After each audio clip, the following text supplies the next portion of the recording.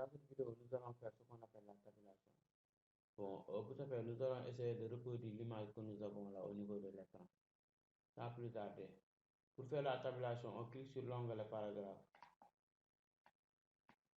Ensuite, en bas à gauche, on clique sur tabulation.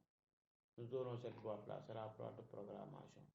Bon, là on a mis position, nous allons mettre les valeurs en centimètres. Nous allons mettre d'abord 7 cm.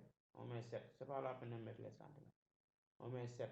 On prend l'alignement gauche, point de chute type 2 et on définit. Le deuxième c'est 11 cm. Je mets 11. Centré par exemple, point de chute type 2, je définis. Le dernier c'est 15, je mets 15. Point de chute, position droite, point de chute type 2, je définis. Je clique sur OK pour sortir. Maintenant, j'ai déjà fait la programmation. Je mets prénom. J'appuie sur tabulation. Ensuite, je mets nom. J'appuie sur tabulation à nouveau. Je mets adresse. J'appuie sur tabulation. Ensuite, j'appuie sur entrée pour aller à la ligne. Je mets téléphone. J'appuie sur tabulation.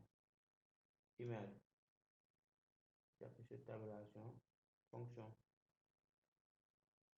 J'appuie sur tabulation. Ensuite, j'appuie sur entrée. Maintenant, pour le ciseau, là où on a le ciseau, nous allons devoir faire une autre programmation. Je retourne sur l'onglet paragraphe. Tabulation. Je vais enlever le programme qui était déjà là. J'efface tout. Maintenant, je vais mettre une tabulation de 15 cm avec point de chute type 3 par exemple. Que je vais définir. Ensuite, je sors. Maintenant, j'appuie sur tabulation pour créer les pointillés. J'amène le curseur à gauche. Je clique sur insertion. Symbole. Autre symbole pour aller chercher le ciseau. Là, on a mis police, Windings. Je tape WING. C'est la police Windings qui permet de déterminer ce qui est ciseau entre autres. Maintenant, je clique sur le ciseau. Je clique sur insérer et je ferme. Ça est là.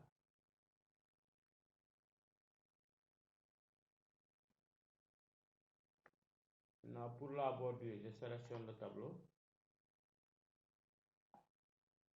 Je vais au niveau de l'accueil, paragraphe, bordure et trame.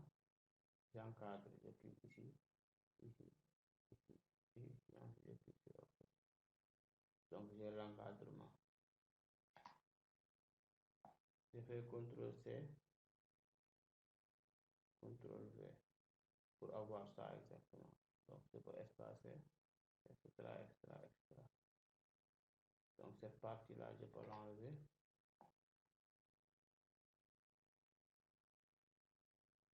Donc, nous avons à peu près ça. Ce qui reste, c'est tout ce qui est correction de faute entre autres. Clic droit pour corriger les fautes. On fait clic droit, on prend la suggestion. Donc, ça, merci de votre compréhension.